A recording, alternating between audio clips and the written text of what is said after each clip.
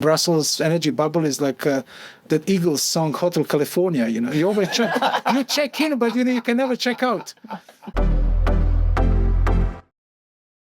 20 years is a long time to believe something. The European Sustainable Energy Week started in 2006, the year the EU published its first action plan for energy efficiency. Back then, the language was about security of supply, diversification, and the early architecture of what would become the Energy Union. Since then, there have been 3 energy legislative packages, a Green Deal, Repower EU, a citizens' energy package still being negotiated, and an affordability crisis that put energy back on kitchen tables in ways the Brussels policy conversation had not fully anticipated. So as you can see, I am at the European Sustainable Energy Week 2026 with 3 people who have been present for most of that arc, not as officials, but as advocates, communicators, and practitioners, people who choose to stay in this conversation across 20 years. Thomas Nowak from Heat Pumps and Buildings, Dušan Jakovljević, after 20 years, So from the industrial efficiency, and Heike Winkler from offshore wind and the North Sea. So I want to know what it looks like from where they have been standing, and what actually changed, and what was harder than it should have been, and what 20 years of sustained presence in EU energy policy does to your sense of what is still possible. So, where were you when you came into EU energy policy? What were your thoughts? Did you know what you were entering into? What kind of? I had just started with the European Heat Pump Association. Literally, I think I was here the first time 2007. And it was a very loud event. That's what I remember, because some people were playing music continuously. Oh, wow. But after that, I think EUSEW has always been a stock taking. I have just, in preparation to this talk, checked a little bit the old programs and the titles. And it has shifted not so much. It has always reflected what was en vogue in that time. So it is guided by renewables, energy efficiency, eco-design in the context, some buildings, and then of course the big framework concepts that you mentioned. But overall, it has not changed a lot, I think. And you can see that also the people have not changed a lot for a long time. I do think, however, that this time is the first time that I see a lot of new faces. So it seems to me that there is now a change ongoing in the people that are active. So for many people, this EUSEW is very new, and for others, it's a little bit repetitive of what has been discussed in the past. But which also, it shows quite clearly that it will take a long time to change energy policy and to create a resilient and renewables and efficient and clean Europe. Heike, where were you 20 years ago? 20 years ago was really long ago. I started with yesterday. Yesterday. I started with renewable energies and with the European perspective on it in 2008, when we started building the first German offshore wind farm, and that was the time where it was also very obvious that it's a European business. Offshore wind industry is not a national solution, and as we can see also from your question, or going back to your question, it's a development. Europe was very far and European legislation was very far, but now it's very close. After all that time, after all that discussion, and maybe this is also something that where we can say it's also a EUSEW result, that the countries, the different national legislations are coming together, and it's not longer a topic on your own as a German, as a French, as a Spain. It's a topic together because, in my eyes, the development was going in the direction of creating one European electricity market, and I think the renewables helped a lot. On that side. So I'm really happy to see here today again so many people and so many people who reflect on that topic and make sure that all of us gather to find good and fast solutions for climate protection.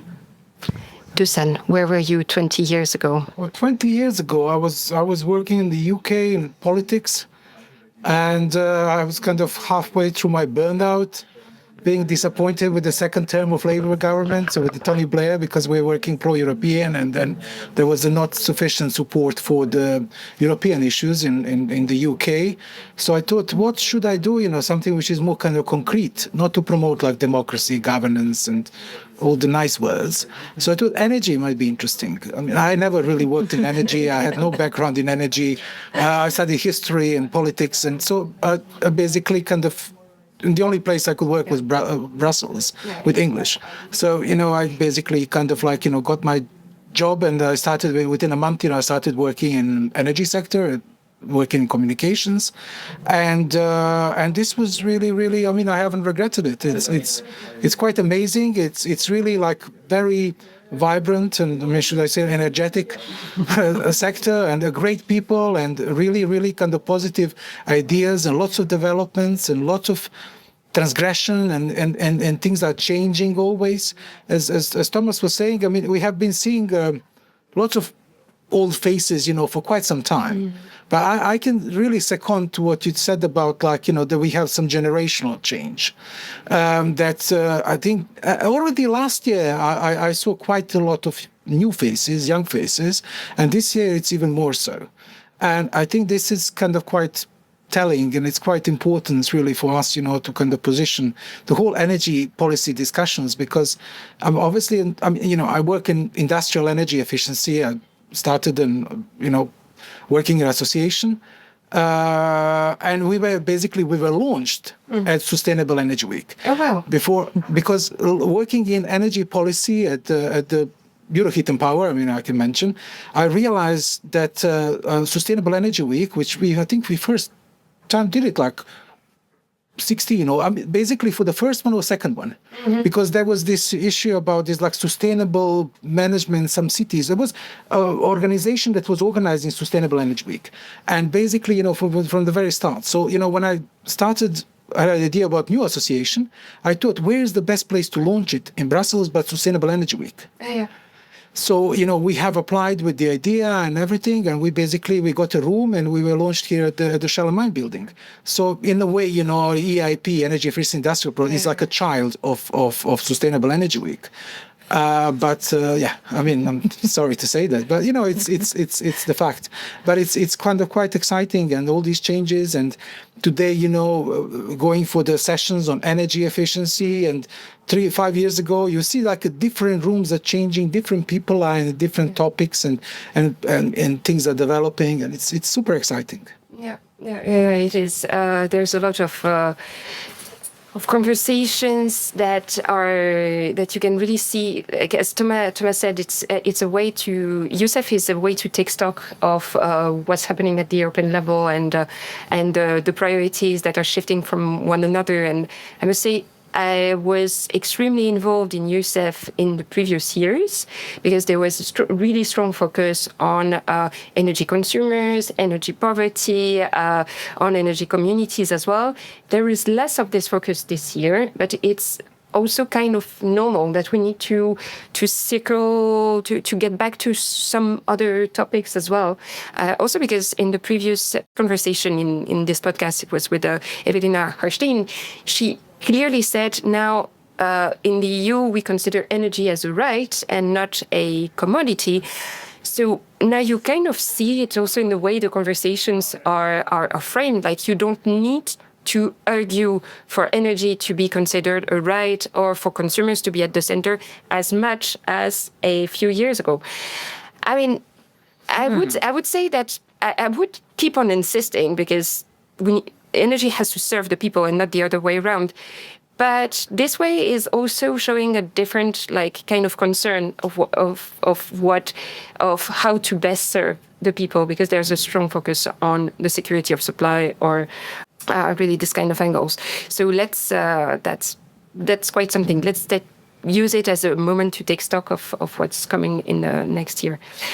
Is there any kind of policy moment in the past 20 years? So we saw that it has changed a lot from really the very first architecture, the first energy packages and so on, to the Energy Union, the Green Deal, REPowerEU, etc.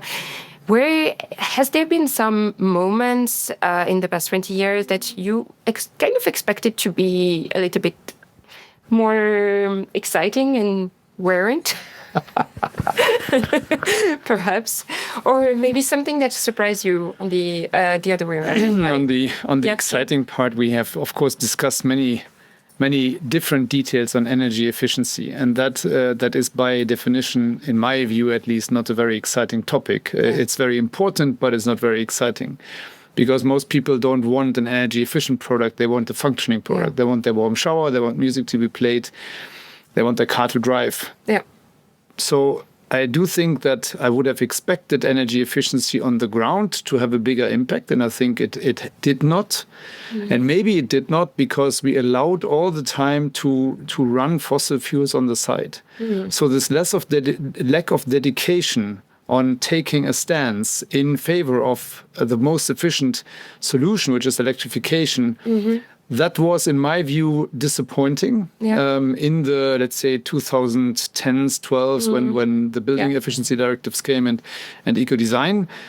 And at the same time, maybe the upside is now that as soon as we have taken a stance and a decision in favor of electrification, and we say, let's set an electrification target, and we get that now, and we start also to document a bit better how little we still have electrified and how much more work we have to do.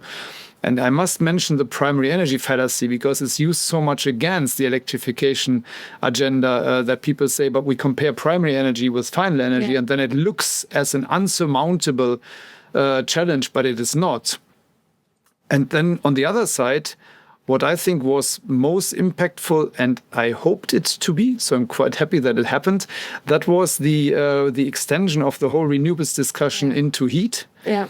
And especially there, the recognition that outside air, ambient air, can actually be a very powerful energy carrier that we should use much more. And because we also have a lot of waste heat from cooling that we expel to the outside, if we would now translate that to the 2020s and say, let's reuse the waste heat from cooling, then we could even put an additional block on the foundation of ambient energy as energy source. Yeah, no, that's interesting what you say, because I have the tendency to see tech as some kind of a vector, and I'm always, whenever I see this, I'm attending this kind of conference that is very tech oriented, etc. I'm always raising my hand and say, okay, but what about the people? What about the people?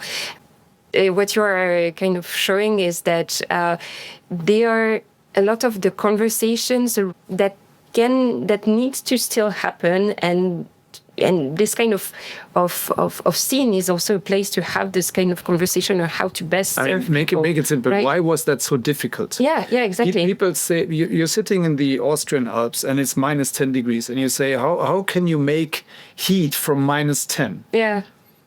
That is a very human observation, because you feel cold.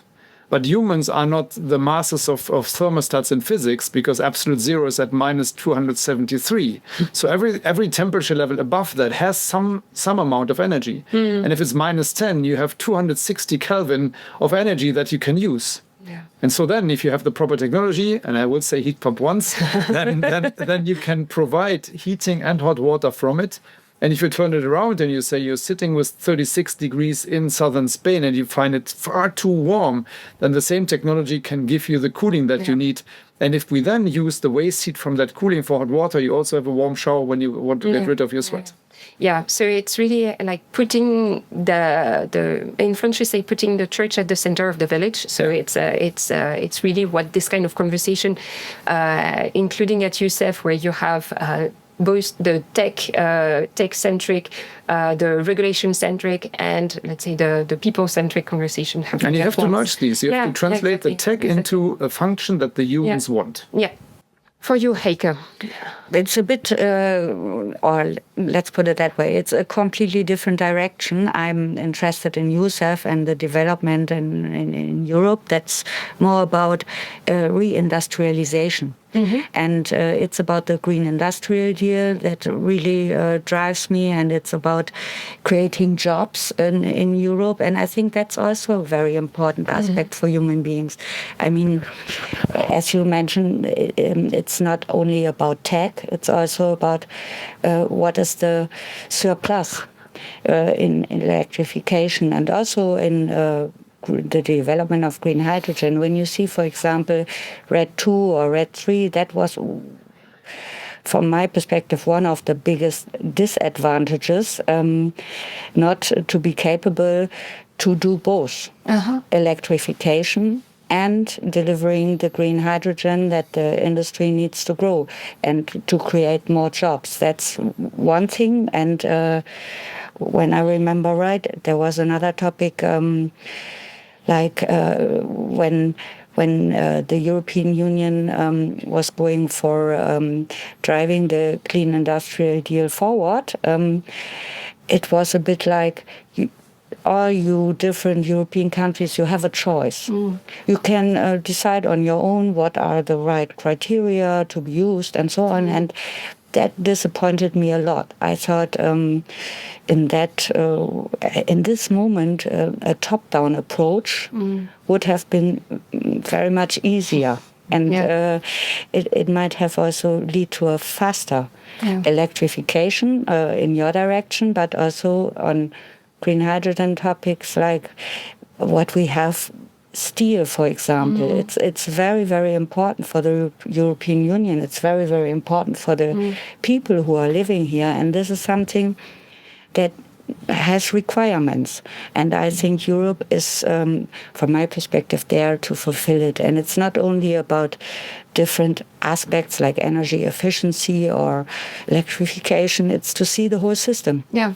And to understand human beings are living in this system. They need jobs. They need heating. They need electricity. All of these aspects needs to be somehow transported and needs the right regulation. And there, I still see there is a lot to do. Yeah. And I believe there are some EUSEWs to come to clarify step by step each topic.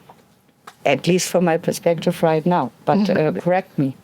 I mean, from my perspective, what I struggled a bit with EUSEW through the years, and the work at the European Commission and institutions, was that basically some kind of confusion in priorities. I mean, Marina, as you said, I mean, there's been kind of changes of focus, really. Yeah. But in a way, this felt not done in sort of good faith. Because, we work on industrial energy efficiency, and obviously for kind of a lot of our members and the direct users of energy, I mean, electrification or direct electrification sounds always like the best solution, and then inclusion, and then basically, you can see the potential of direct electrification, of utilization of waste heat or something.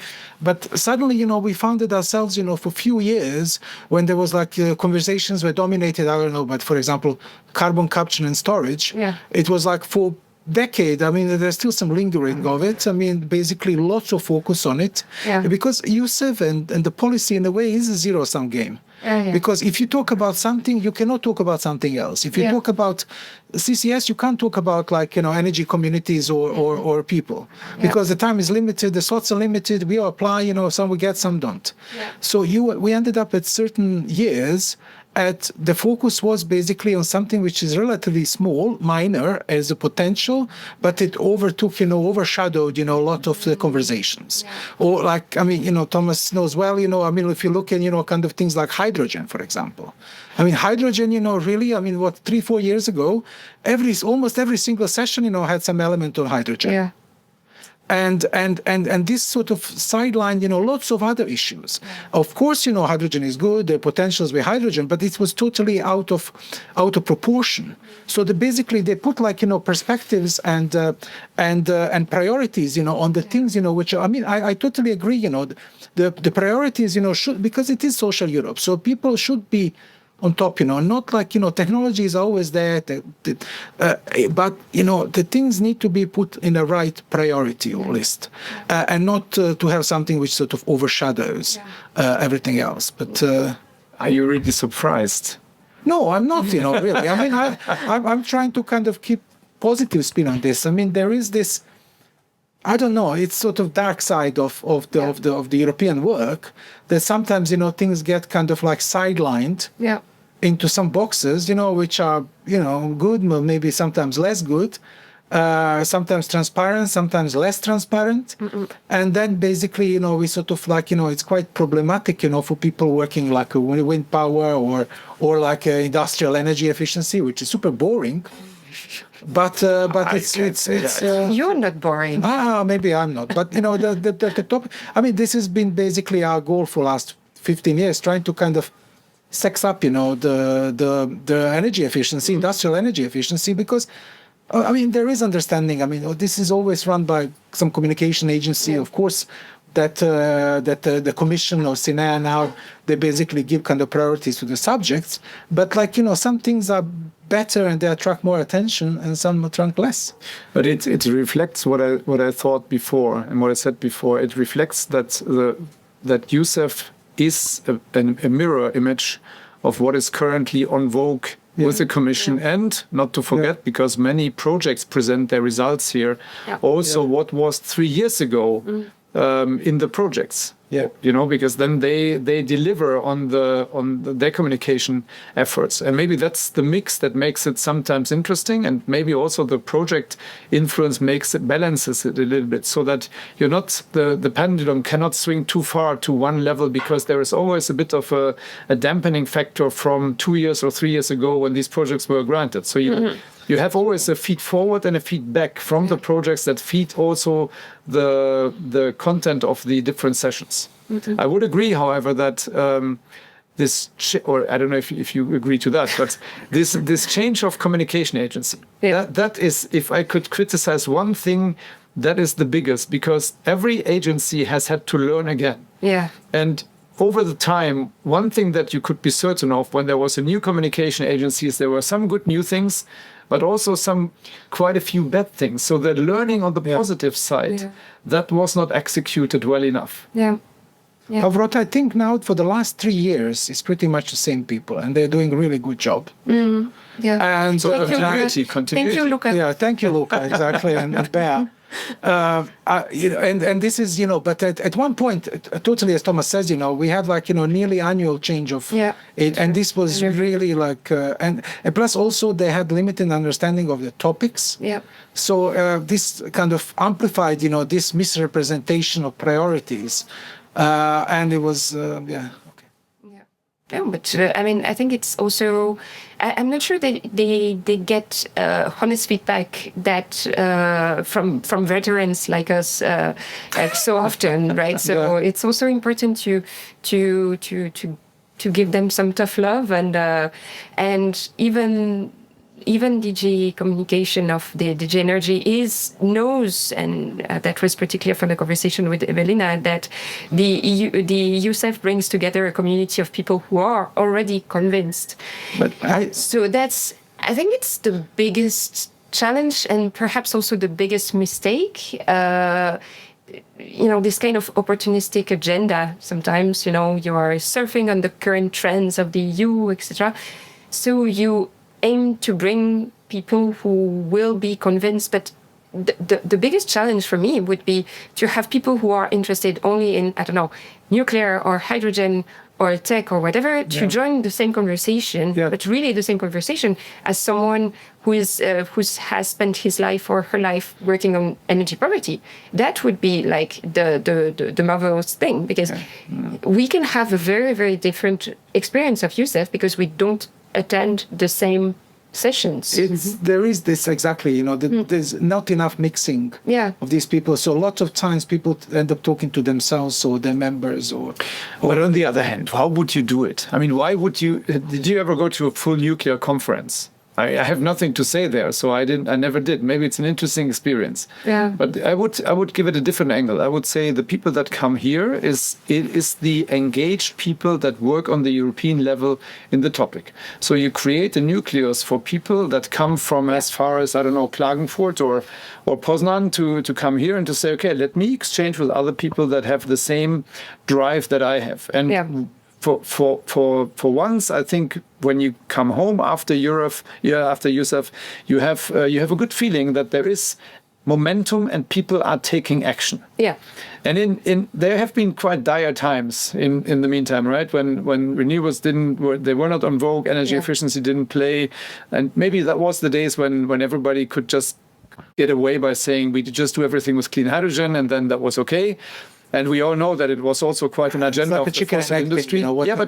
So what I in that case, at least you would meet the people that were active, and that could bring you home re-energized and say, okay, it makes sense. I continue to work, and then next time I have another exchange, and so it keeps you running. Yeah. I can confirm. I mean, I really that time this year I traveled here and I was looking for hope.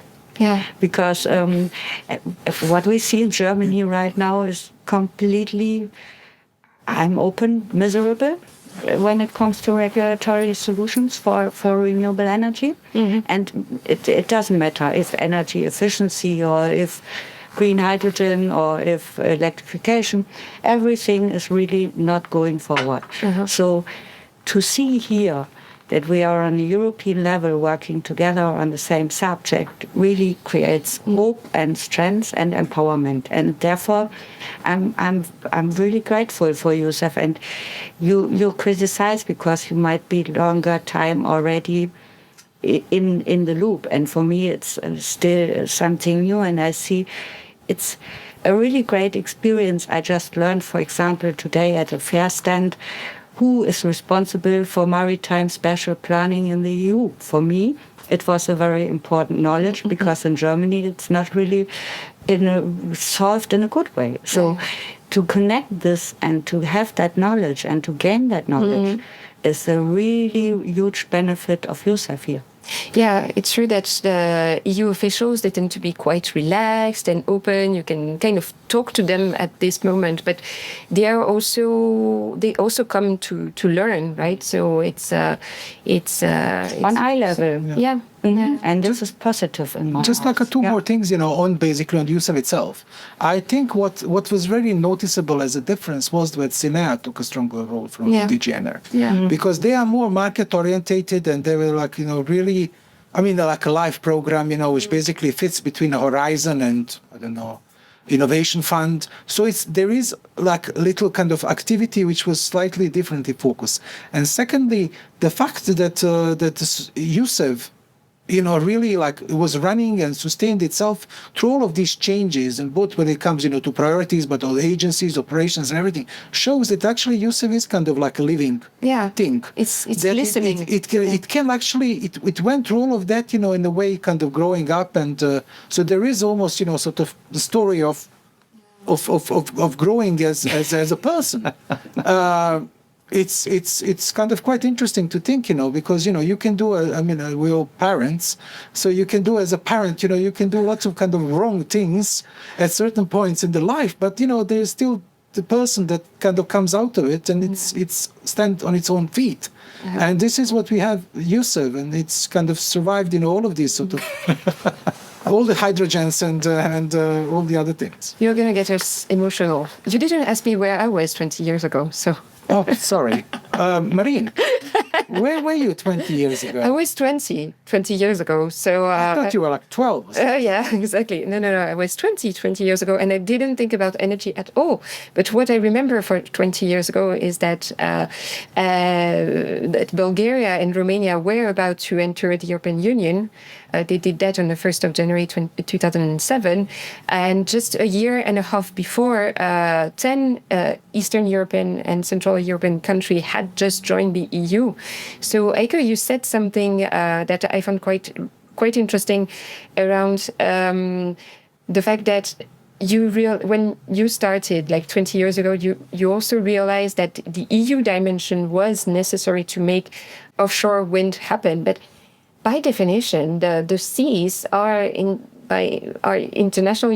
The winds are international, so you really need this cooperation across borders to deliver better. Right. Yes, it's absolutely necessary. I mean, and it's with many topics like that. European countries can really fulfill the different gaps and help each other to solve things which they might not solve as one nation. And it's not all about deep tech. Sometimes it's about getting things together. And therefore, such conferences are quite helpful in my eyes, also to make the people understand things are moving. Yeah. Because sometimes it looks like, okay, we will go back to fossil fuels, we will go back to, and then to really have a look up front in the future, it creates a strength which we won't have on our own. Yeah. And then we will always shape with the politicians we just have during that time, and next 4 years we will have different ones. So this is really important, to have a guideline, to have a European perspective. And I think since the Draghi report, lots of things changed, and it was really late already, but still we have the chance to manage. And that creates hope. We have both daughters, and we want them to be happy and live in a climate that is at least something we can manage with. Yeah. And therefore I think it's very important to get all these people here in motion, to get them doing their job, to have next to electricity also green hydrogen, because if not, we have a problem with cement and things like that. But never mind. In proportion to its potential. It might be small, but it's necessary. And I think that's with many topics like this. Yeah. They might be small, but still necessary. And therefore, maybe the picture looks sometimes here like it is, with so many different aspects, but we all need them. Yeah. But this collaboration basically, when I look at our association, EIP, Energy Efficiency in Industry, we started looking at energy management systems and these things at the level of a company, individual company. But these days, we're mainly talking about industrial symbiosis, industrial urban symbiosis, circular economy, because we figured out actually it's never about the one user or one person or one company or one sector or one something. It's always about connecting. Yeah. Synergy. So you have to synergies, you have to sort of like to work on systemic level, and this sort of connectivity works on local level, national level, but like maybe most importantly on European level, because that can provide this sort of binding tissue between all of these different policies and kind of elements that can drive this world to be a bit better. Shouldn't we then have an EUSEW that is on implementation and that talks about how to learn from each other, because that is then the missing link. Yeah. We are discussing a lot on the high level. Airplane mode, now we have an electrification target, but how do we get to the electrification target? And now I'm from Germany with our more than 800 DSOs, and all of them have their own technical connection requirements, and they can decide that. Yeah. Where's the learning to say, I learned this morning, personally me, that in Belgium and Flanders, the DSOs are owned by the cities. They have one technical operational layer that is executing, but the ownership is with the municipalities. Could be a great idea for Germany. I don't know who to suggest that to, because I'd also learned that in the ministry in Germany, exactly these the department heads for the electrification area are missing at the moment. So there's not even personnel on the administration side. But nonetheless, this idea of saying, okay, so we learn this, we learn about system integration, we learn how to create not only circular economy, but circular energy economy, where I make use of waste heat and then I use it in energy networks and I bring it to industry or I take it from industry. And we can significantly reduce the whole energy demand. And then we also need less green hydrogen. But now you've let the cat is out of the bag. So, Yeah, but I mean, you're completely right. I mean, it's a very important aspect, and I think not everybody who is joining is aware of things they can learn here. You know, so this learning effect is valuable. At least full stop. That point is clear. And regarding how to change or to set up the program, last year, for example, the Critical Raw Material Act. This is the basis for everything. I mean, if we don't have a solution how to get the critical raw materials, you won't see onshore, you won't see PV, you don't see offshore batteries. I mean, there are so many things which are relying on this kind of development. And it was a huge topic last year. And I think things really moved on that side. Even in Germany, they discussed where to get the permanent magnets, for example. This kind of developments are driven by the European Union, and they are driven by such exchanges, at least from my. Should we then not have a best practice session from abroad? Yeah, absolutely. So, you know, get half a day with case studies or examples for policy from the Americas, from Asia. Yeah, there could be something that's more workshop-like. And for instance, today we are recording on the 10th of June. There is a session about a message. It seems to be a very high-level event and not something practical, a toolkit that people can bring home.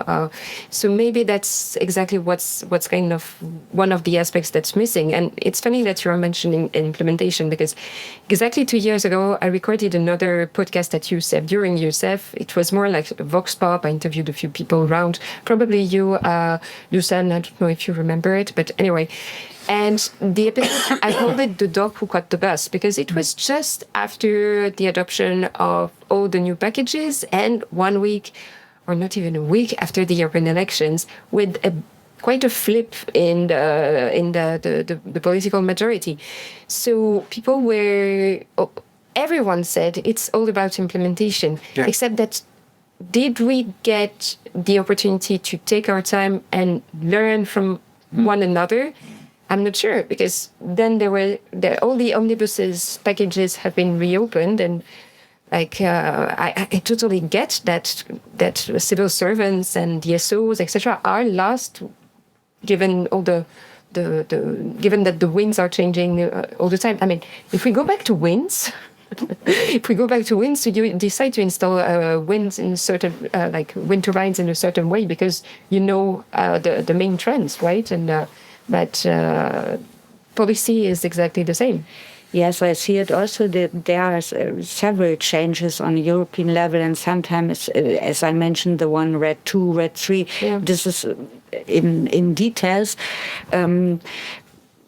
Very confusing, and I think also for many company representatives very confusing to understand. So you are right, the discussion is very important on how to message, how to communicate these things. And there I personally believe that we need all training in different aspects and different fields. I will not talk about energy efficiency because I just don't know enough about it. And I think there it could be also an idea to have a platform, to really create within EUSEW platforms on certain exchanges that one can really, as you mentioned, learn, take this knowledge back home. That could be really something to be added on top. But from a content perspective, it's already done. And it's something really impressive for me, because I learned you have only subject by subject and never really match it and never really combine it. And for me, EUSEW is really a place where all these things are combined. And one last word on that, industrialization. I mean, remember, this old industrialization age we had, we are again at the same stage. It's only a different kind of industrialization process we are all going through. So this makes the topic so wide and so confusing. And I think it's always helpful to explain on the different paths which needs to be taken to really reach that kind of development. And when you talk about US, we will not learn so much from them, for example, because on that side, at least when it comes to energy transition, there is not so much open public discussion as we have here in Europe, for example. But I didn't say US, I said the Americas. Okay.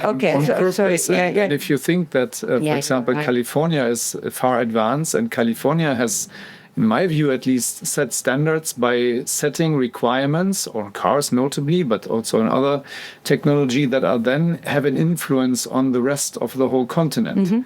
So that is a radiation effect that we have. But I want to say one thing on you when you say industrialization, and we are looking at the same picture than maybe at the beginning of the industrial age. I strongly disagree, because the big difference today is that we have a world market that we have to work in, and that has completely different opportunities and challenges compared to the industrial age that was mainly defined by Germany, the UK, France, and maybe a little bit of Italy, right? They had an easy situation. They had most of the scientists, they were just buying the resources from whoever, and then they would do the value added. But today, maybe we don't even have all the scientists anymore, and the resources for sure are spread across the globe. Why do you think we talk about a European single market approach? Oh, I wish we would talk much more about that. The single European market, with the deviations that Europe allows the member states. And now we can have a long discussion why the member states claim that right. But that's probably Europe's biggest weakness. And I'm not the first one to say that. We have more than 400 million people, and we are still not on the same power level as, for example, the United States. Yeah, but this is exactly where Europe wants to go, and this is exactly where we will reach this point. What you say now, you are not aligned with me on that topic, because then we can really solve things and we can find solutions which are made for Europeans, which are valuable. As I said in the beginning, it's not only about having a warm house. It's very important, or having a cold house. It's also important to pay your rent, and therefore you need a job. So there is so much more attached to the topic itself than we can talk in 3 days conference. But at least we can highlight this point and this point, and because of that, the discussion will start. And if it could be a starting point for important topics here, then it's already a lot that the conference reached. Yeah. Exactly. What I think, I mean, we might be losing, one element, which I think is quite important for both for EUSEW, but in general for kind of like a policy work. It's perspectives of member states, and we might not have enough representation of. I mean, I'm based in Brussels. Our association is based in Brussels, but for EUSEW, there is an over-representation of the Brussels bubble, energy bubble people, basically. Well, I was really, really fascinated. In November, I was at I think there was a launch of some strategic raw materials commission event here in Brussels and stuff. But what they did, they brought the raw material person from the commission office from each of the member states. Or like, is it from the government there? The one who's like a central point, for that topic in a member state. And to see 27 people standing on the podium, introduced one by one, I really thought, this is amazing. This just added a different dynamic to the whole discussion. So I think, for us, to focus lots on on the topics or technologies, or I mean, we miss definitely people. Yeah. And we miss, this kind of representation of all of these things when they really matter. And this is definitely member states. So I think if there's any single point that I think the EUSEW might be in a position to improve is, I think at some point we have these energy efficiency days where they can organize, I mean, maybe still the events, in Croatia or Poland or elsewhere, but to have people from the member states here. And if there's a dominant policy now, on affordability or the buildings, to have actually the central, the contact points and the member states, on this, here on the stage and talking. We are awaiting the electrification. Or electrification, plan, exactly. Right? So you could have had a week that would be the discussion best on the details. That would be the best. The electrification action plan. Because then actually, when you have all of the member states talking, then you see the kind of these challenges of transposition of the policy. Yeah. So I really think, apart from all of us, having a nice time here, we really want to, and I think in the past, I might have been meeting more people from abroad. Yeah, I think so. I remember this kind of trends as well. A little more, well, again, more on the consumer side, citizen side, energy poverty side. But I remember that there were representatives of country way more. But it's true that there are also parallel initiatives that stem from EUSEW, such as the Energy Citizen Advisory Hub, the Energy Poverty Advisory Hub. So they are kind of new and competing agendas, right? So, but it's now the next challenge will be to bring this kind of the richness of the knowledge that is produced in this kind of parallel or child events back home. But then you Back home for Christmas. Yeah, then you need that's it. 2 weeks of policy conference. It's already now a pity that the new European Bauhaus is in parallel. Exactly. Exactly.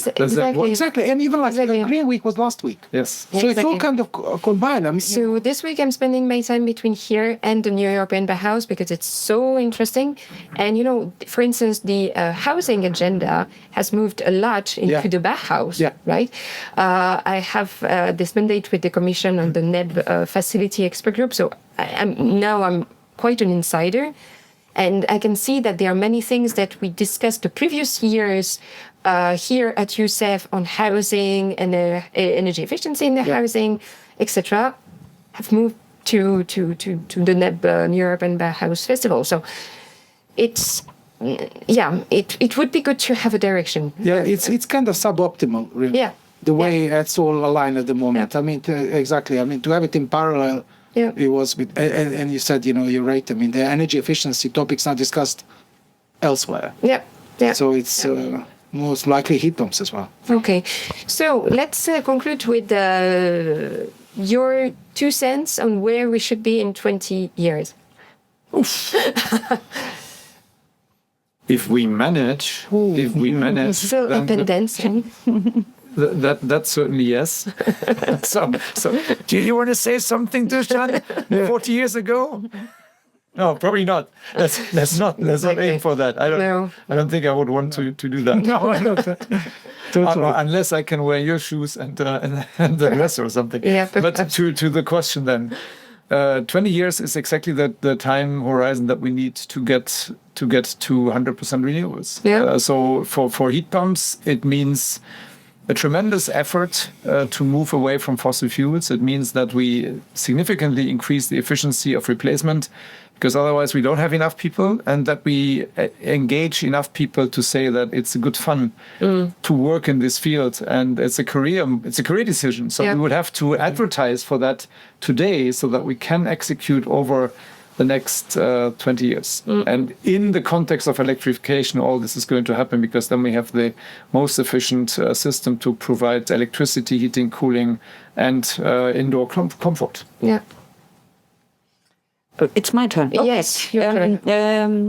Or if you want 20 years, I really hope that the topic, if member states will join or not, will be solved. And will be just one member state. I'm now bold, and I say I would love to see that the European Union is taking the decision, and that the member countries adapt accordingly. Yeah. It sounds maybe weird, but I believe this is the only way how we can really make it in time.